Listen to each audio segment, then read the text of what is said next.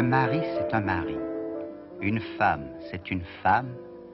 Et un chat, c'est un chat. Mais laissons à Louis Vell et Frédéric Hébrard le soin de nous en dire plus. Ça, c'est Yéyé. Et ça, c'est Tibère. Tibère le chat. Et Yéyé. Et celui-là, c'est dans les ordures, tu l'as trouvé? Oui, en me promenant dans la forêt avec les enfants, il y avait un dépôt d'ordures et on a vu une petite chose grande comme ça, misérable. Le premier chat que nous ayons, on ne s'attendait pas du tout à avoir d'animaux au départ. Nous habitions Paris, un petit appartement, et un soir, en rentrant du théâtre, on entend miauler autour d'une grande poubelle forme lessiveuse. Et j'ai dit, il y a un chat, mais je ne le vois pas. Ça venait de la poubelle, alors j'ai soulevé la poubelle, et sous un tas de cendres, un petit chat qu'on avait cherché à détruire. Alors je l'ai sorti, et puis un peu secoué, et puis posé sur le trottoir. C'était la nuit en sortant du théâtre. Et puis il s'est mis à nous suivre. On a fait le tour, il y avait encore bien 80 mètres pour aller chez eux, plus que ça. Il dansait. Et il était comme ça, il nous montrait tout ce qu'il savait faire. Puis on arrive à notre porte, puis maintenant on se dit, mon vieux, tu vas te débrouiller tout seul. Alors on s'enfile, il nous montrait, il faisait un tas de cabrioles, ce petit tête, c'était extraordinaire. Et on profite d'un moment où il faisait une de ces cabrioles, et on s'enfile tous les deux vite dans la maison. Et puis on laisse juste ça entrebâillé et on voit un désappointement. Il cherche à droite et à gauche. Désespoir, c'était plus que du... Alors on se demandait lequel de nous deux allait céder le premier et dire on peut pas. Et puis on l'a pris. Et voilà comme on a été piégé, si je puis dire, par les chats, par ce premier petit chat. Mais nous n'avons jamais choisi de chat. Nous sommes toujours choisis par les chats. Ils viennent sonner, puis ils se le disent. Ils disent, tu sais, tu peux y aller. Ils ont le cœur tendre. Ils se détestent un peu entre eux, du reste. Ils sont très, très, très jaloux. Oui. Parce qu'ils ont peur de ne pas être le préféré. Où il est? Tibère. Et puis, c'est comme ça que toutes les bêtes que nous avons eues, à l'exception d'un chien, dont on parlera tout à l'heure, étaient des bêtes abandonnées. Toujours. On ne peut pas dire que nous choisissions des animaux domestiques, c'est plutôt les animaux qui nous choisissent comme hommes domestiques. Oui. Là, ils font semblant d'être amis, mais c'est pas tellement évident. Hein?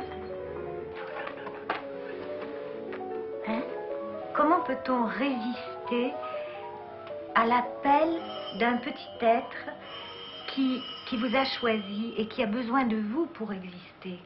Et puis de toute façon, il fait partie de votre destin.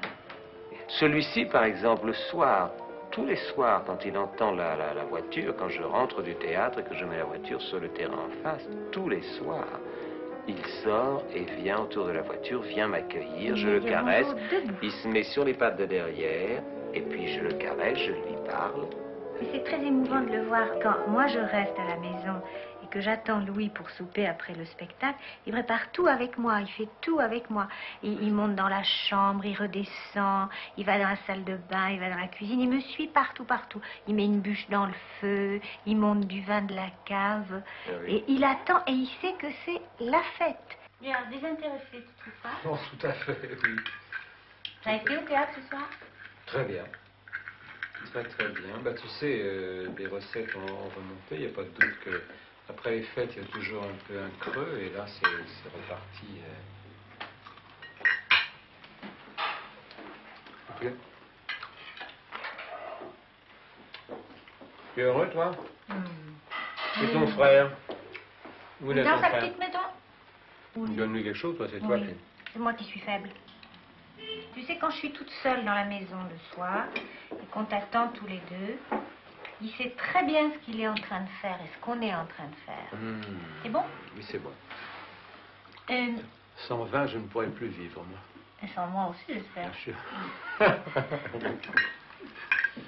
Oh, mon trésor, il dit que lui aussi, sans moi, il ne pourrait plus vivre. Et sans poulet non plus. Ah, ça va. Voilà. Oh, tu m'as mordu, cochon. C'est gentil, tu vois. Pour lui, la fête, c'est quand toute la famille est réunie. Jusqu'alors, vraiment, c'est le patriarche. Quand on dit les garçons sont là, quand ils revenaient du collège, aussitôt ils montaient au deuxième étage.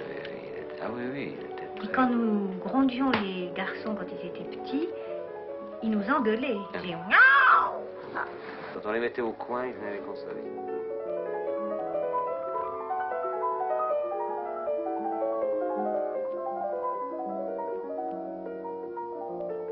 J'aime bien écrire au lit, je trouve que c'est agréable.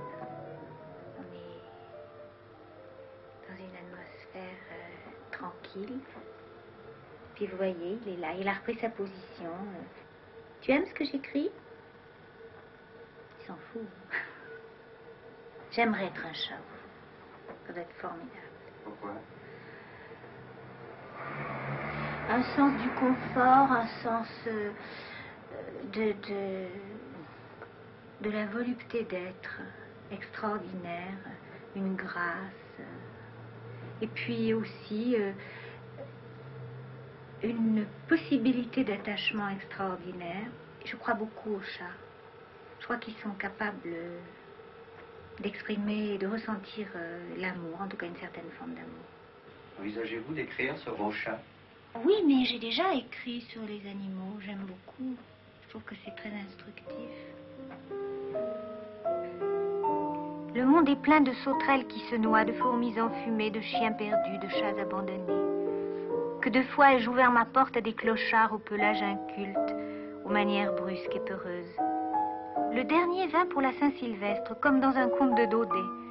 Nous venions de dire aux enfants qu'au Moyen-Âge, la dernière nuit de l'an, la porte des châteaux et des maisons restait ouverte pour les malheureux de passage.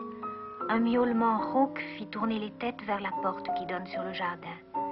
Derrière les vitres, debout, nous regardant au fond du cœur, un charroux inconnu demandait asile. On ouvrit, il se précipita à l'intérieur sous les yeux douloureux mais corrects de nos chats, Tibère et Yéyé. On fit chauffer du lait, on touilla la pâtée, il mangeait en ronronnant comme une forge. Il était gai. Il nous regarda arroser la bûche avec le vin nouveau. À l'an qui vient, le chat ronronnait. Soudain, on fut l'année prochaine.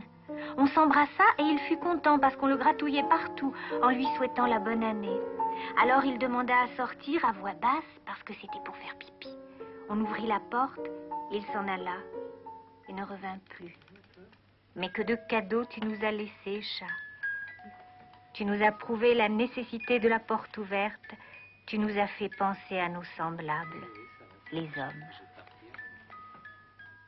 La solitude est un des maux les plus redoutables de notre époque et je crois que beaucoup d'animaux aident les gens solitaires en particulier à traverser les heures difficiles. Alors, est-ce que c'est nous qu'ils aiment ou est-ce que c'est la maison, est-ce que c'est le foyer? Je crois que pour eux, l'immobilité, ça représente la stabilité du foyer.